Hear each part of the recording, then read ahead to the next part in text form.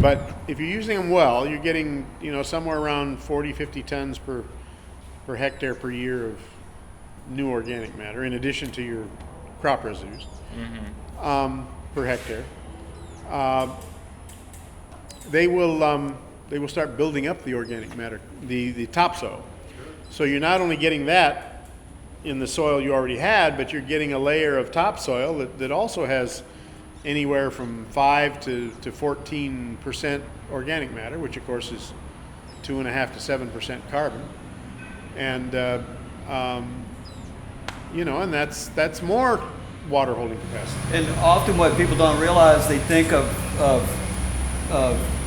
everything going on the surface, but as photosynthesis is pushing carbon down into the roots, connected up with nitrogen, atmospheric nitrogen, it's going down into the roots, it's going into the microbes, are getting it, they're spreading it all around. So you're essentially creating this. So you're really getting to it from both directions. Yeah, go back. You're getting it from both directions. You're getting the carbon is building up from down below, and you're building it from up above. Yeah. So you're doubling up on it. So you're going to do all these things much faster. So you've studied soil carbon quite a bit? I've just studied it observationally, but I've read a little bit too. Okay. I learned a lot from Christine Jones, in fact. Okay. Well, Dr. David Johnson, you probably heard of him. He and Gabe Brown have both noticed that you really start getting much more buildup of long-term sequestration of long-term sequestration of carbon. Once you have gotten your soil up to somewhere over about 4 or 5% organic matter. Because you're able to get rolling. Do you know why that is? I mean, I've always wondered why that is. I have some theories, but I know why ours increased to 6% was due to it's mostly a perennial situation where we are, and there's a set height where you're going to get your most maximum photosynthesis. You're going to get the most ability to draw down a carbon, and so as we maintain that level through grazing or at times through mowing, So you're talking mostly about pasture? I'm talking about perennials. I'm saying as long as you can keep the plant in this area right here where you're drawing down the most carbon, you're going to build up the soil organic matter faster. An example would be a plant that starts to grow and it comes up, it reaches this perfect height for sequestration, etc.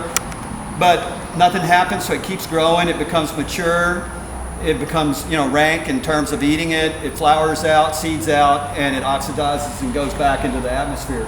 If you maintain a growing level, active, youthful, vibrant level right in here, then you're getting the most out of every growth cycle. If I let a pasture go, and if I didn't have any cows in it or whatever, if you're talking about pastures, if you let it go, it's all just going one time. So in an entire growing season, all I gain is one time of the ability to get nitrogen and carbon into the soil. But if I got it sitting there and I'm just going back and forth, you're supercharging photosynthesis. So is that? I'd never heard that, but that to me is totally consistent with the whole idea of holistic land management. That's crazy. You mean you know about Alan Savory? Yeah. Okay, and that's what basically that system is probably doing. It's just keeping the grass somewhere between that height. But see what he's talking about, and like where Chris got confused on it, and he's talking about out in your area, out in Africa or in the Northwest, in big giant areas where animals may go through and they may graze one time in a season, or they may come around 2 times or something like that. Here in the tropics, what we're talking about is just going radically. It's like you're just farming it. You're just sitting there going back and forth. When we have moisture, we're rotating cattle every 7 days into a pasture, which most people would find that hard. Well, now, Alan Savory's original farm is in the tropics. I've been there. Okay, yeah. Well, yeah. So, maybe he's... And I think he rotated his animals through there about once a month. Yeah. Well, see, what we do is we're every day. We're every day rotating around, and we'll come, if we haven't, mowed or done something to a pasture, we'll be back around in 7 days. And if we don't come back in the 7 or 10 days, then it passes that optimum height. The cows want to eat it less. It's photosynthesizing less. And if you don't do anything at all, it matures out, and that's it. You're going to be no more carbon. Yeah. So what you're doing is you're building up from down below. And I mean, I wish we had tested our soil organic matter when we first started out, but we did years ago, and it was, close to 8%. Well, how many people have heard of holistic pasture management? Okay, well, Alan Savory is a fascinating guy. He used to be a hunter, not a hunter, but a guide for hunters. And so he knows African animals very well. And he woke up one day to the fact that, whereas at that time, people were saying the maximum amount of cattle you could have on a piece of land and have the environmental, have it be sustainable, was about 1 or 2 cattle per hectare. And he knew from his own tracker, that's the word. He knew from his own tracking that there were thousands and thousands of buffalo, roaming around on an area that wasn't more than maybe 1/10 of a hectare per animal. So he started studying what these animals were doing and how they were how nature was managing the pasture. And he realized that if you managed cattle correctly, you could have about 7 or 8 animals on each hectare, and not, so you're getting 5 to 7 times the productivity on the same amount of land with very little extra work. And so this is something that I think everybody that's working with cattle and has a fairly large farm. I mean, you can't do this on 1 hectare. Well, but you can with, if someone has a small area, they can have lots of small paddocks. Well, but it it's gets not expensive. the same. Yeah, it gets expensive. They do electric It fence. becomes a hassle, and yeah. But I mean, that's what you do. But for medium to large farmers, this can be, or cattle people, for ranchers, this is a very efficient system. It's far more efficient than anything we were talking about in the United States or Europe even 20 years ago. So, this is something that everybody really ought to learn about if they're managing cattle. And when you're talking about, we were talking about runoff and contouring and all that as well, as you're moving these cattle in big groups quickly through areas, which is mimicking the natural deal, there's less, one of the problems I find is all the cows want to go everywhere at the same place in the same line, so they'll create trails or ditches. So if you have a trail or ditch that's going downhill, all you're doing is going to start rutting out areas more. So if you run cows into small areas, they're not thinking about jacking around or doing anything. They're just thinking about eating, and they're doing that. They're all spread out. They're eating, and then you go and you move to the next one. If you don't move them soon enough, they start milling around and going on trails and doing all this stuff. So, and that's what Alan was doing. He was showing showing if these animals could just keep moving through. Well, and another thing that's very interesting, one of the things he was emphasizing back then, this was 20 years ago, is that when cattle or buffalo or any of these sorts of animals are in a tight group, their hooves hit the ground in a different way, and they dig little holes rather than tamping on it flat. They got to walk tiptoe, sort of. And that means that you get all sorts of little places where water is held by the soil, instead of getting the top of the soil compacted flat, which means the water just runs off. Well, that's where I would differ a little bit as well, because in the tropics, where we have more moisture more often, or when you really have a good grass cover, or when you really have a good area covered, you don't want to disturb it much, because it's already good. Like when you're up to 8% or something like that, organic matter, and you got everything just going crazy growing, you would rather treat it kind of like your lawn a little bit, and not let it get too disturbed. In the sense of don't let the hooves don't even need to go into it too much, because it's already, it's like a sponge already. It's a carpet. When you walk on it, you feel it soften. I'm going to call him Ricardo. Sorry. It's time to put my hat of organizer. The Savory Institute and Regeneration Clubs are proud members of Regeneration International. All right. Yay! Hey!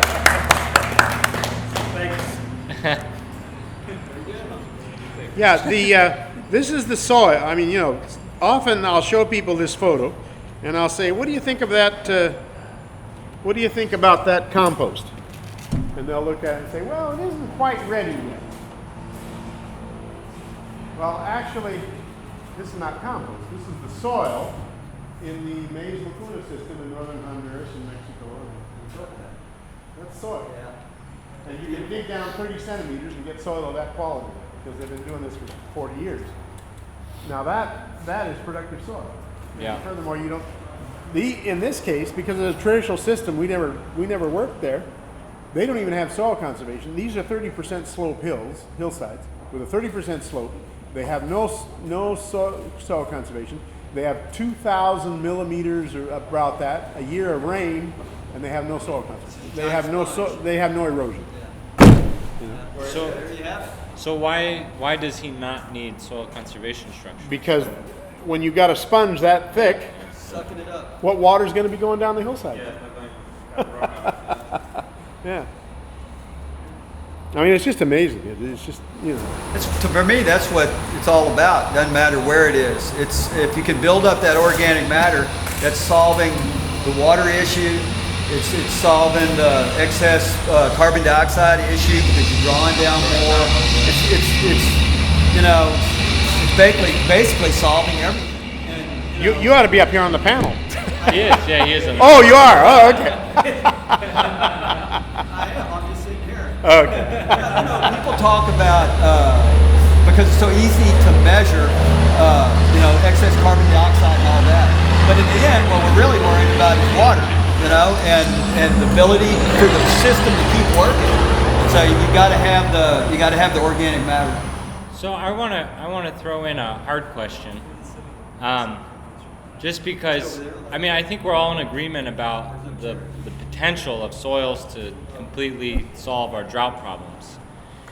Yet, standing from Sure, yeah. He wants to film me? Film me, huh?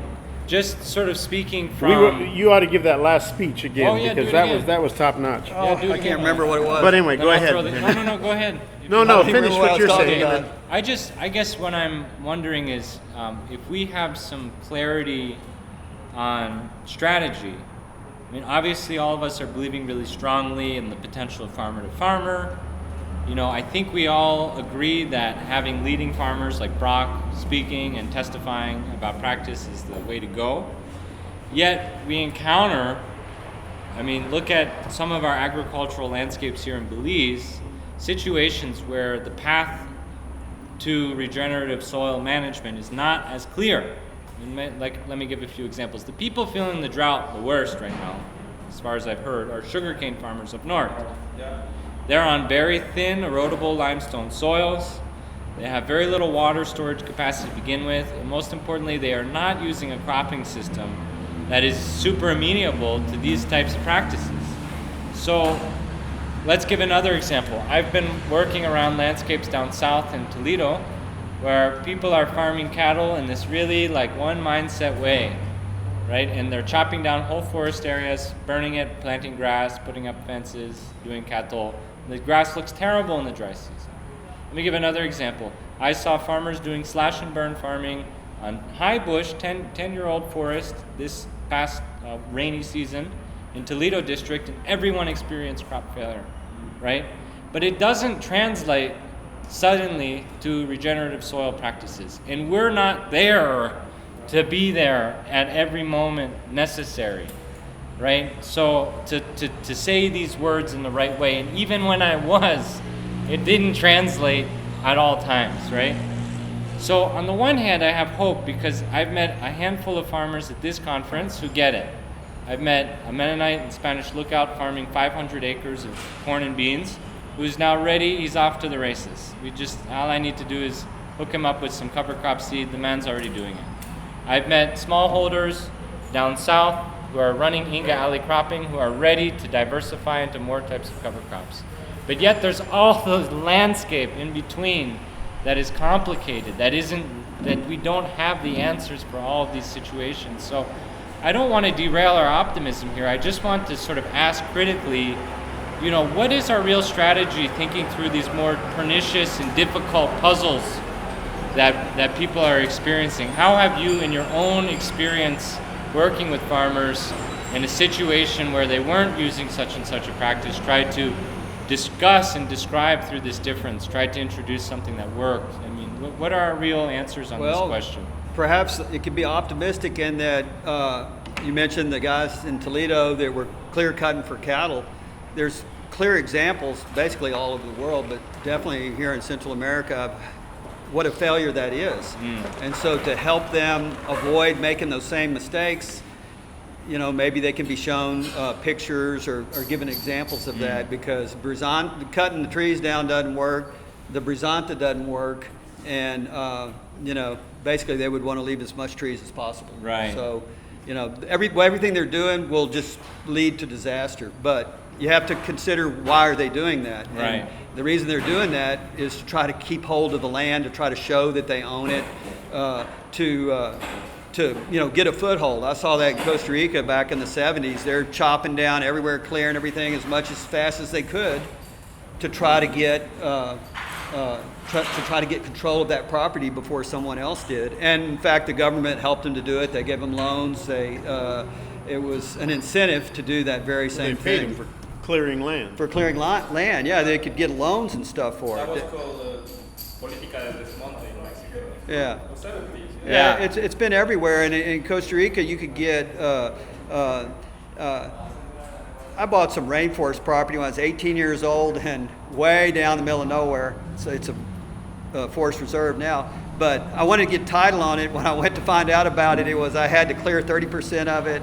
I had to get a cattle brand. I had to do all these different crazy things. I'm talking, you know, climax rainforest, you know. So, you know, but we're not that long ago. We're now in the present, and there's a lot of good information out there. And I would just hope that police would become more involved in some of these environmental service programs. In Costa Rica, we have one called FONAFIFA, where it gives incentive to farmers to not be, you know, cutting down forests and stuff like that. And it at least gives them a little bit of time to figure out where they actually do want to clear and not clear, instead of just, you know, completely clear cutting. They're always gonna, if they only have a small amount of land, they're always gonna clear some of the areas, but you know, it doesn't have to be all of it. And you can, when they understand how important those trees where they leave are, you know, so critical. Yeah. You know, what I was trying to do here is show that we probably, in our area, probably produce the best cattle, and we probably have the most trees. And if we didn't have an agroforestry program going, we wouldn't have cows. I wouldn't even be in the business, because there would be no way we could maintain cows through our dry season. It's just not, there's no money there to be, you know, trying to get other kind of supplemental feeding or anything like that. So these guys during these forested areas, you know, it's kind of a no-brainer. You know, they need to keep all the forests they can possibly keep. Wow. I mean, go ahead, Roland. Yeah, please. I'd like to answer your question, and I'll try and keep it as short as possible. That's okay. What you're talking basically about is agricultural extension. Yeah. There is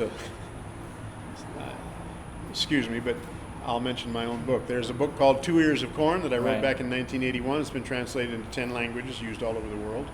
And it talks about, you know, okay, if you've got something that works like this, how to train smallholder farmers so they will teach each other. Right.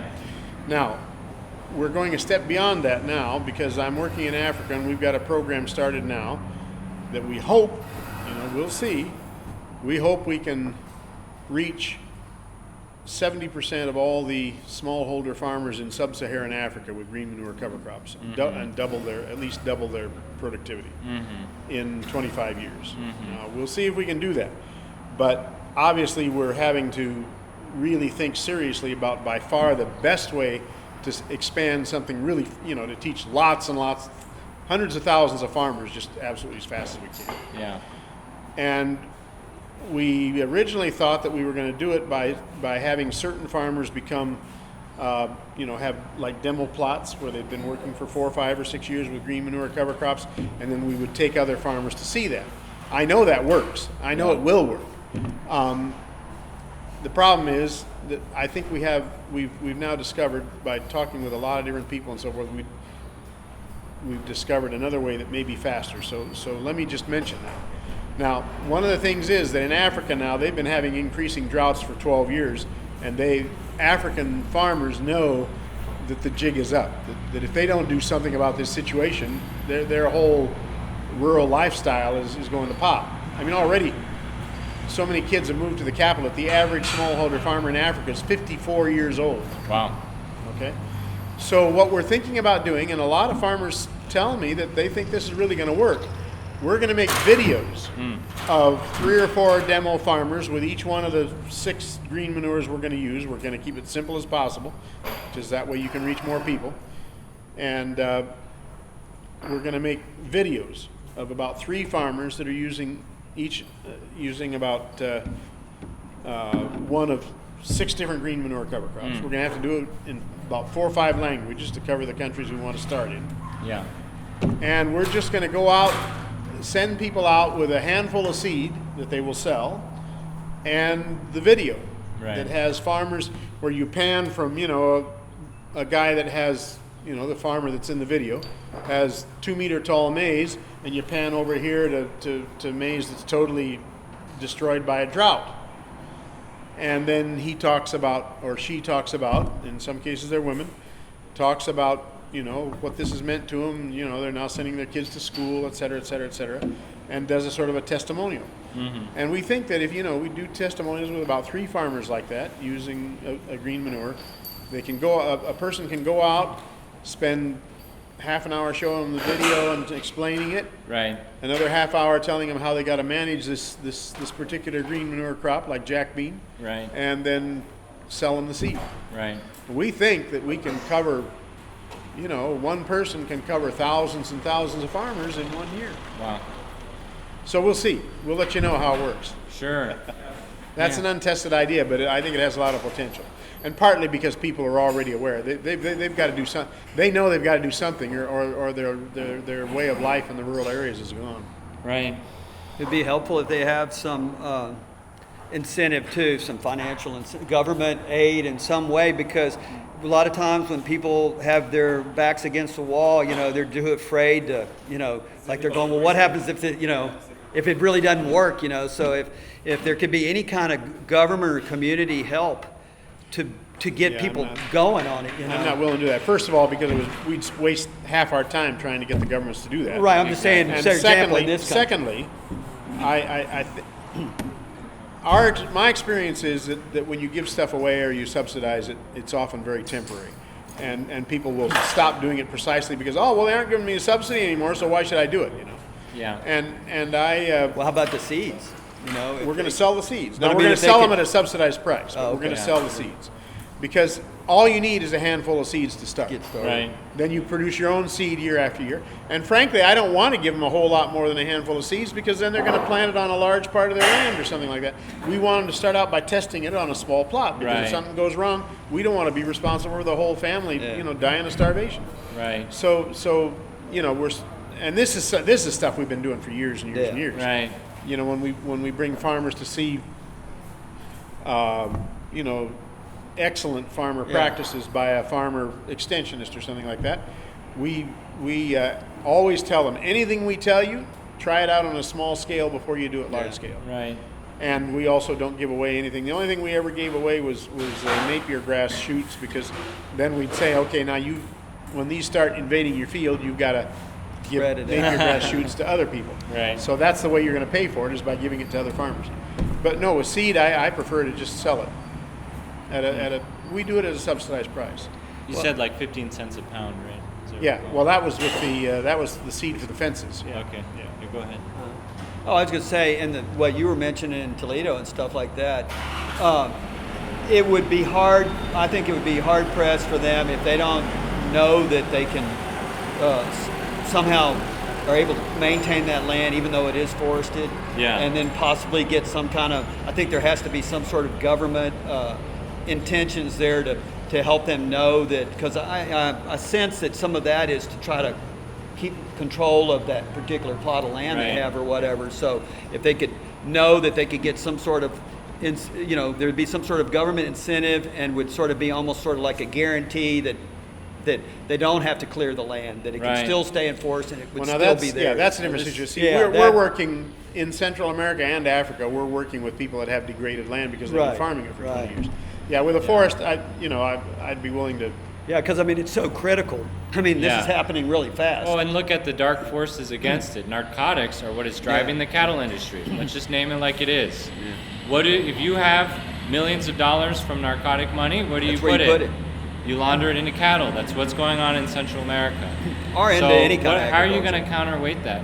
Yeah, I mean, exactly. So, there is like this side of things where we're seeing really profitable, excellent models, but there's also other instances of really dark forces on the land that are counteracting us. I'll just highlight too, I love this idea of video extension because I think it's the kind of thing that, everyone got cell phone right now, right? Like what if, we make some roots videos here in Belize of practices that are working, that thing could go viral easy, right? I mean, but then the next thing I'm thinking though is Via Campesina has shown the power of putting together rural schools, right? They're building these Instituto de Agroecología in Latin America, right? All over the Americas, they're building extensionist schools. And these are not just to form extensionists, but to form critical thought leaders in the rural communities, to not only transform the land, but transform the totality of social relations, how people are working together, how they're sharing their resources, how they're conceiving of their land and futures, everything. And so, there's also still something to be said of not only, maintaining our extension infrastructure, but actually dramatically increasing what its vision is, right? And I'll be honest, in Belize, as one example, the extension services here are nowhere near as big as they need to be. You'll have one officer for an entire Toledo district, right? And then where are they being trained up, not even in the district, not even with the practices, and not with the same vision. I'm not trying to be criticizing here, I'm just saying how do we actually imagine our extension infrastructure becoming transformative? And I know you at Sustainable Harvest are asking those same questions, so I'd be delighted to hear about how you're approaching that question, because you're doing a fantastic job on that kind of thing. Yeah. Sure, esto es, bueno, podemos cambiar a español para incluir Sí, nuestra por favor. See? Sí, por favor. Discúlpenos. Can everybody here understand Spanish? Is there anybody that can't understand Spanish? Oh, Okay. okay. Well, you talk to him and I'll translate or something. Yeah.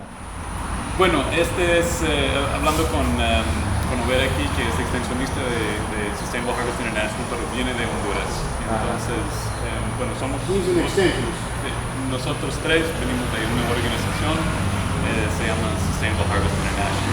Y la metodología que usamos es basado en este libro, Los Toques de Maíz, algunos de los principios, valores y todo eso.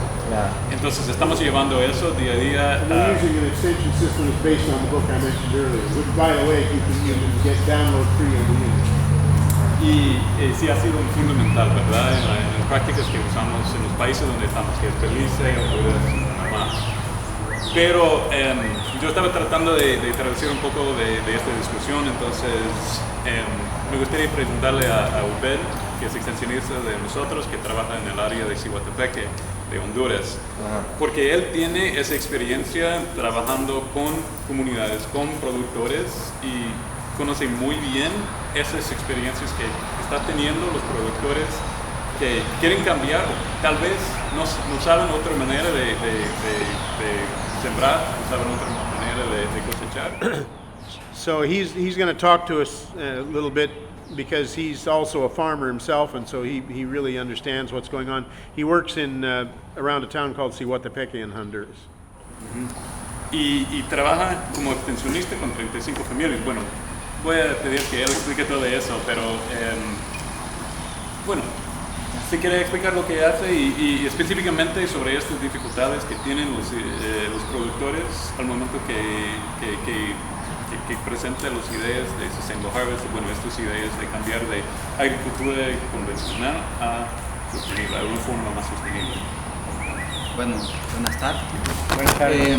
Margo, give him the microphone. Sí. ¿Está bien? Ya, sí. Ok. Bueno, aquí al frente. Sí, porfa. Adelante, Sí, adelante. ya. Así nos gusta. Canta. Sí, también. Bueno, mi nombre es Oscar Boés Gómez, de Honduras.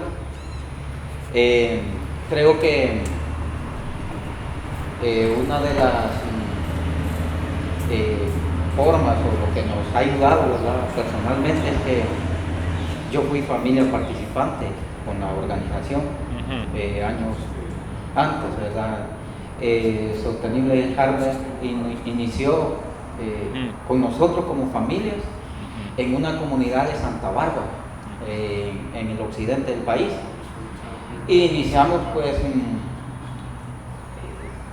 de la nada, pues, ¿verdad? Con una visita de un extensionista. Y creo que lo que nos ha ayudado es cómo predicamos o cómo hablamos, ¿verdad? Con la familia, el abordaje con la familia. Y bueno, ya ahora como extensionista, ¿verdad? En la comunidad donde atiendo, pues he encontrado familias en las circunstancias de nosotros, ¿verdad? Como familia. Y la barrera es eso, cómo vamos a transferir el conocimiento sabiendo de que hay culturas, que hay aún raíces ancestrales en ellos, ¿verdad? Y que tienen sus formas de hacer sus prácticas. Entonces enfrentamos esos desafíos como extensionistas. Entonces la estrategia, cómo ha funcionado en lo personal, trabajando con 35 familias, es predicándoles a ellos con el ejemplo práctico, hablando con ellos con el ejemplo práctico, que ellos se den cuenta de que en su alrededor hay recursos que pueden ser usados. Y de esa manera uno va identificando líderes, ¿verdad? Y cuando uno ve de que hay un despertar en uno de esos líderes y que se empieza a dar cuenta de que hay recursos locales que pueden ser usados para beneficios, que pueden cosechar un tomate o una zanahoria en un pequeño espacio de su casa, eso va creando un despertar, ¿verdad? En la etapa que estamos nosotros como extensionistas, ya estamos en una fase donde ya las familias están trabajando a nivel de sus parcelas, ya en extensiones de 3 hectáreas, a nivel de comunidad, trabajos colectivos con las familias, usando prácticas y técnicas que fueron transmitidas a través de un pequeño huerto. Hemos logrado, y yo ando alguna fotografía porque me llamó la atención el tema del compañero de los cultivos de cobertura, y hemos logrado con familias que antes quemaban haciendo uso excesivo de químicos, y las prácticas tradicionales, hemos logrado que ahora ellos tengan su parcela con barreras, y en este caso estamos utilizando barreras vivas de frijol carnavale, ¿verdad? Que es muy resistente. Entonces las estrategias van naciendo según nosotros nos vamos relacionando con la familia, ubicándonos a manera de tomar el asadón, ¿verdad? El machete, nosotros decimos el huizute, y convivir con ellos, compartir y hacerlos sentir de que ellos valen mucho. Entonces eso es lo que nos ha ayudado, y ahora hemos logrado, bueno, ya tenemos formados líderes que ya están transmitiendo conocimientos a nivel de otras comunidades, con familias que no son participantes, ¿verdad? No sé si hay alguna. Vaya. Gracias. De acuerdo, 100%. That's the answer. ¿Quieren comentar algunas Oh, cosas? sí, porfa. ¿Dónde es? You know- En Honduras. En Honduras, sí. Conoce Wow. un tipo en Ciguatepeque que se llama Laureano Jacobo. Sí, ya. ¿Qué Es es un gran el- amigo mío de Guatemala.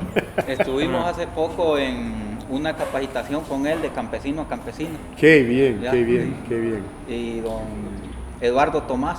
Ah, sí, sí, sí, sí. También. Tiene buenos maestros. Sí. Small world, huh? Mundo pequeño. Yep, yep, yep, yep. Maybe it's time to wrap up. Like, Pardon? the panel. Maybe you want to wrap up the panel. What time is it? Yeah, is it getting on toward 5 o'clock? Gracias. Muy bueno. Hermoso. Does somebody have the time? It's 5 of 5. We could wrap up. But I just want to thank everyone for this discussion. Thank you. I get some new ideas here. So, and just enjoy. I know you guys have to leave, so I just really appreciate getting the time to connect again. Thanks for everything. Yeah. Yeah. Yeah, cool. I'd also like to say that this is a beautiful example of different organizations working together to make this whole thing happen. Because there was a fellow by the name of Eric Holt who was working in Mexico. He met one of the farmer leaders that we had trained in Guatemala who was working up there, liked what he was doing, went back to Nicaragua, started what's called the program of Campesino a Campesino, which means farmer to farmer. And that spread all over Nicaragua, supported by the government of Nicaragua at the time. You people, I think you said you learned something from our book. You know, some of his training and so forth. He's been exchanging ideas, and I would guess also teaching Laureano. Laureano is another one of the people that we trained back in the 1970s in Guatemala in many of these same things, especially a farmer-to-farmer approach. And so, you know, we're all working together, and it really makes a difference when we take hands with or even abrazamos a otros grupos y otras personas que están haciendo lo mismo. Like, for instance, we just got to know each other because we went to the same conference together, and then we started writing emails together. I think we're going to have a great friendship and a great collaboration together. This is also another form of scaling up. You know, there's scaling up like I was talking about earlier with farmers, but there's also scaling up between organizations. And from what I've seen at this conference, there's plenty of opportunities here for each of you to develop relationships with other organizations and let this, what one person I knew when I was just getting started called the good infection. Mm-hmm. We can get this good affection to just spread all over Belize. And, you know, it's a great thing to be able to be involved in. Yeah. Yay! Gracias. I think that was around.